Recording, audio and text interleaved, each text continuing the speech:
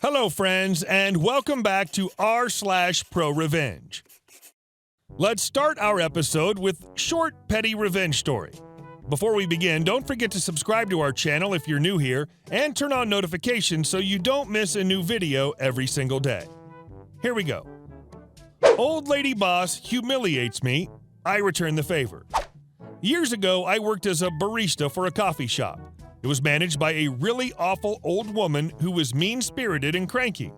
She criticized my hair, my appearance, my attitude, my work ethic. I always showed up to work early, and that's saying something when your shift starts at 6:30 a.m. and never stopped nagging at me for one thing or another, usually in front of customers, which was humiliating. She acted like this to me and most of the girls I worked with. She was sweet as pie to my male coworkers, though. Go figure. Anyway, one day she taped a typewritten sheet of paper to the wall filled with a bunch of new rules regarding point-of-sale behavior. It was riddled with typos. When she was gone for the weekend, I took my pen and corrected every typo on the page. She was so mad and embarrassed when she got back, but because a whole weekend of shifts had passed, she couldn't pin it on anyone. And our second story. Can I talk to someone who knows things? Like a man?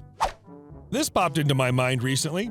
I used to work at a retail tropical fish store, and weird as it is, we were very well known.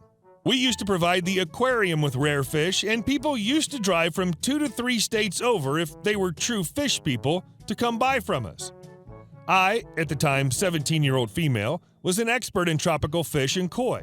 In fact, it was my job that summer to be the koi and outdoor pond point person, and my job was not only stocking the ponds, but managing all the plants, caring for them, and knowing every bit of information and all the prices of the various koi and goldfish we had.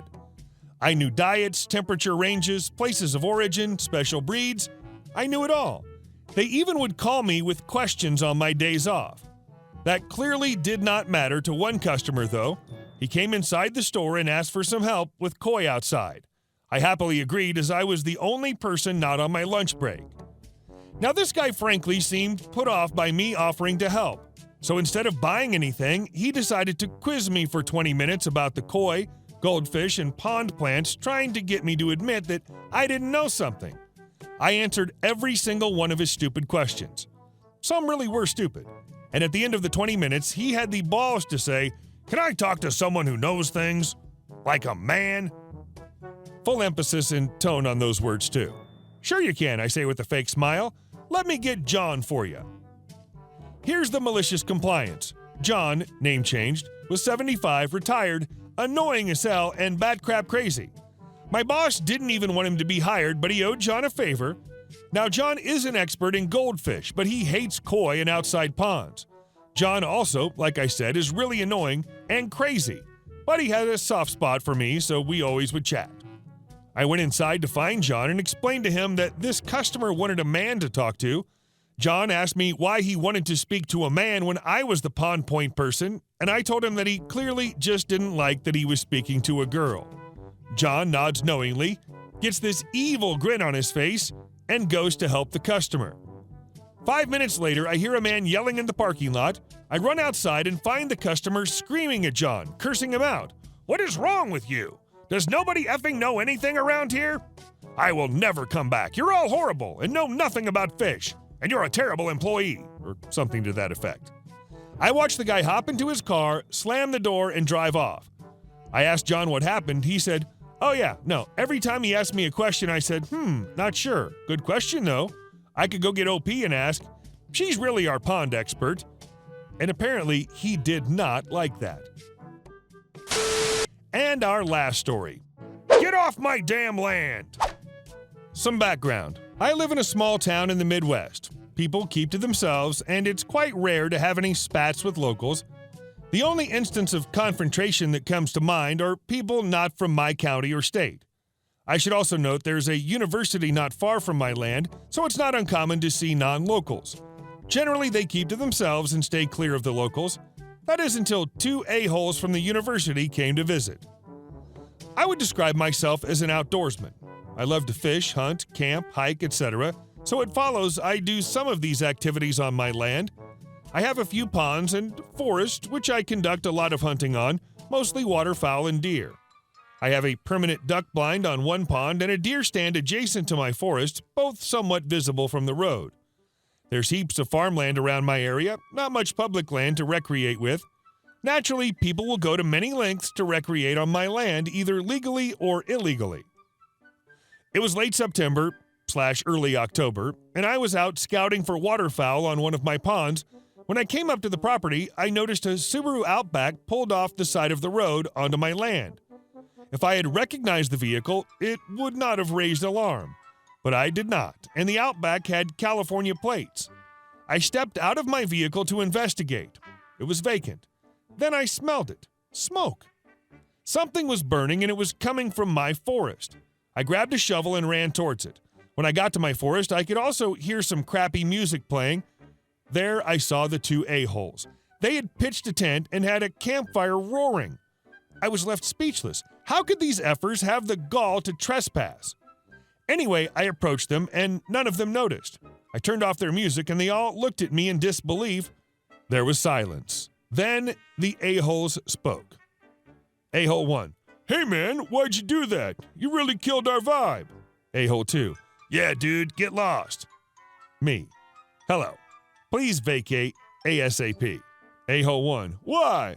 Me. This is private land. You need permission from the landowner to be here. A-hole 2. Can we have permission? Me. No. A-hole 2. Why? Me. I use this land for hunting. Now F off. A-hole 1. You're a murderer, killing defenseless animals. Me. I really don't give a F, bud. Now vacate before I have your Subaru towed. This must have gotten through their stoned minds as they packed up and I escorted them off my land. Before they left, A-hole 1 remarks, "We will return and we'll stop your senseless killings," etc. I laughed and told them good day and assessed the damage they'd done. The a-holes cut down several trees. Why they did not use dead ones, I have no idea. Found empty beer cans and a single roach on a tree stump. I detest drug use. The roach really pissed me off. And what they said about coming back and off-roading sparked an idea in my brain. I knew what area he was referring to. My buds and I have off-roaded there before, so I prepared the area for the a-hole. I wanted to plant native prairie grass where we off-roaded, so I staked about 200 meters of barbed wire where I intended to plant the grass at a later time. I pretty much left it at that, and the next few weeks were uneventful. It was late October, and I was in my duck blind one afternoon, shot my limit of pheasants in the morning, so I figured I would try to pick off a few ducks with some buds. A flock of geese lands in our decoys, but we didn't shoot them. We watched them for a bit, then we heard loud music from an oncoming car. It was the a-holes. I watched as they drove through my land and headed for the off-roading area. I informed my buddies of my prairie grass project, and we all began laughing when they entered the barbed wire area. It should be noted their music scared the geese away. A minute or so passed and we could not hear the engine running. We left the blind to investigate. What we came upon was a thing of beauty. Most, if not all of the barbed wire was gone, mangled in the Subaru's axles. A-hole number 1 is freaking out and a-hole number 2 is assessing the damage. When we came upon them, a-hole 1 started yelling at me, saying he would sue me for damaging his vehicle. I laughed and told him to get off my damn land before I call law enforcement. He laughed and said I should. I did, 2 to be exact. I called our local conservation officer and the sheriff. I told the sheriff I had trespassers that refused to leave. I told the CO I had non-hunters harassing hunters and wild game. He got a hard-on after hearing that and told me he would be there within the hour. 10 minutes passed and the sheriff shows up. I let the a-holes explain themselves. They said I'd given them permission and I destroyed their car. The sheriff looks at them and asks me, do they have permission? I said no, and that I suspect they're under the influence of something, as no logical person would drive through barbed wire. The sheriff asked why I thought that. I said the last time they trespassed, they left empties and a roach. His eyes gleamed, and he told the 2 a-holes to empty their pockets and that he would search their car. What happened next was hilarious. There was nothing in their car. A-hole 1 had nothing in his pockets, but a-hole 2 started crying. He had pot on him. So in addition to trespassing, a-hole 2 was cited for possessing illegal drugs. The sheriff then told the 2 they had to figure out how to get the vehicle off my land. He offered to give them both a ride back to the university so they could sort it out. Then the CO arrives at the perfect time. I told him they'd trespassed and in doing so, harassed hunters. Hunter harassment laws are open to interpretation in my state, but given the situation, the CO issued both of them 3 tickets for harassing hunters. That's a misdemeanor and over $5,000 in fines. I also mentioned they cut down trees on my land. A-hole 2 says, "That wasn't me, that was A-hole 1. So A-hole 1 is also charged with destroying property. We are laughing our butts off as the sheriff takes them away. I didn't hear from the a-holes for a few days. Then I got a letter in the mail. It was from A-hole 1.